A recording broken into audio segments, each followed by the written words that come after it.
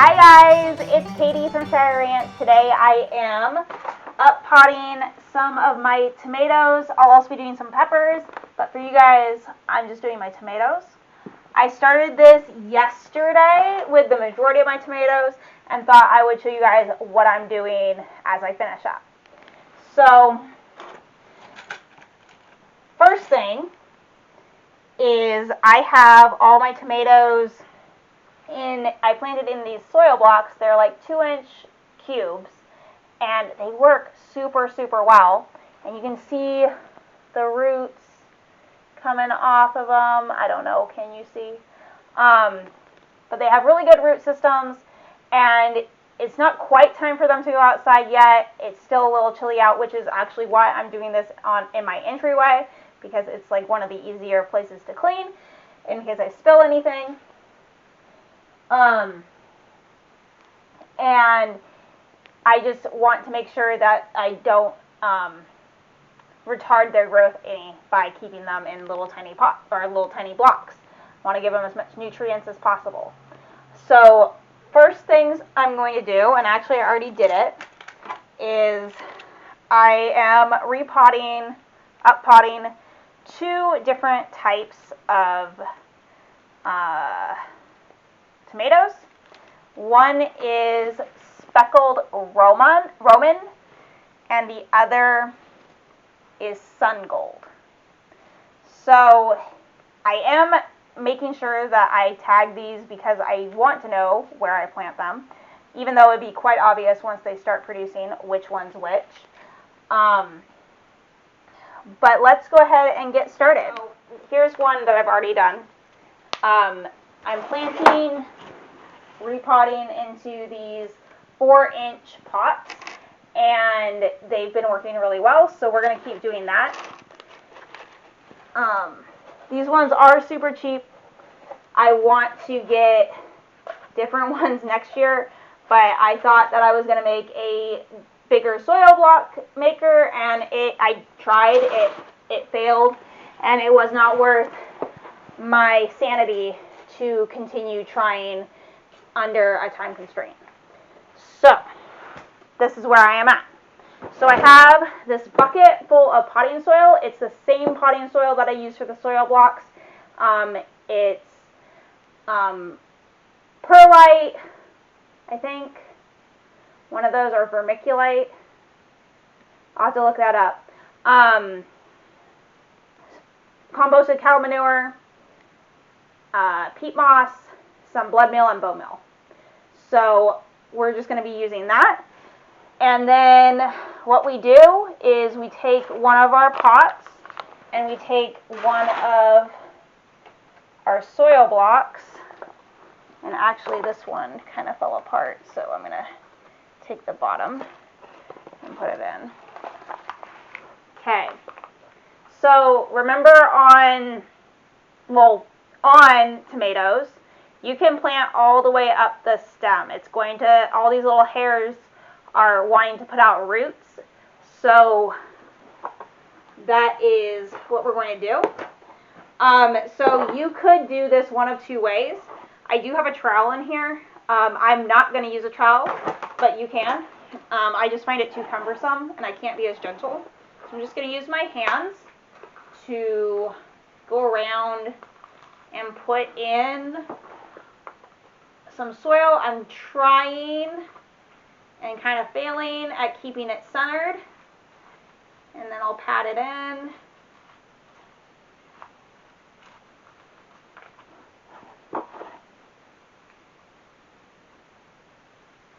And I'm going almost all the way up the stem because I want this to develop a really nice, strong root system.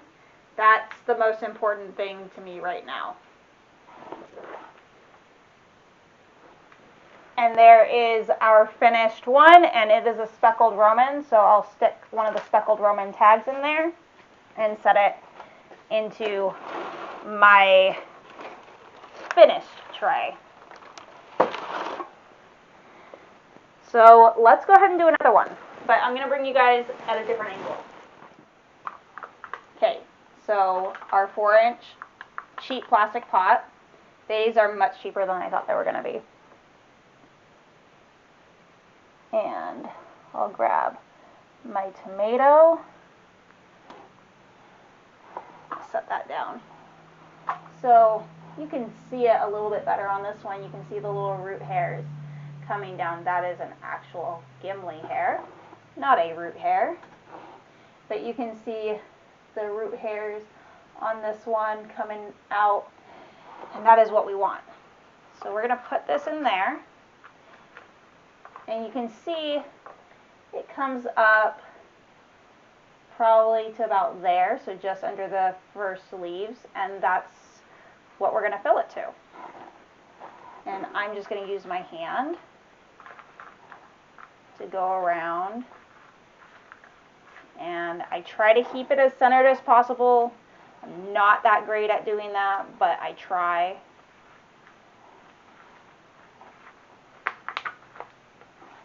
And I pack it down just a little bit.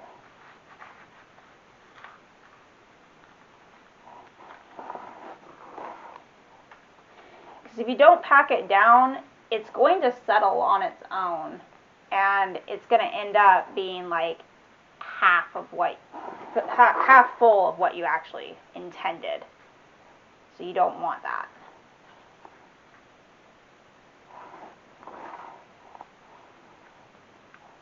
It's also just a good excuse to get your hands dirty.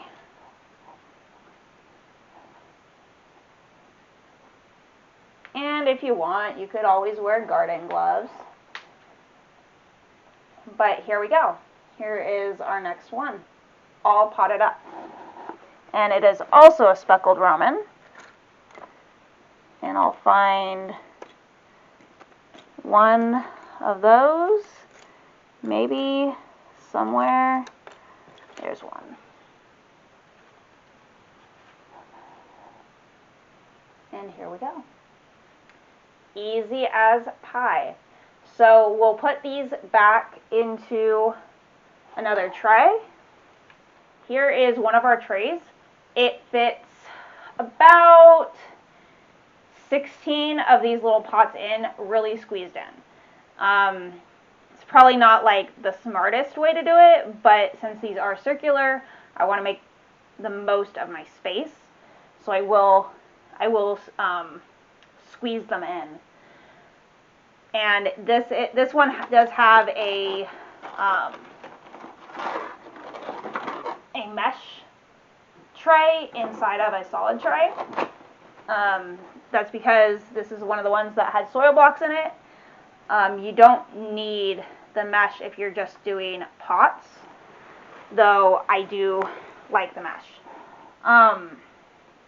So my method for watering is bottom watering, so I fill this up with water, maybe like, you know, an inch or two full, and then the plants and the soil with capillary action is going to draw up the water. Also, the roots will grow out into the water. It's just like a really good system. Also, not overhead watering prevents a lot of disease, which I am all for. So let me finish potting these tomatoes, and I will show you how our greenhouse is growing.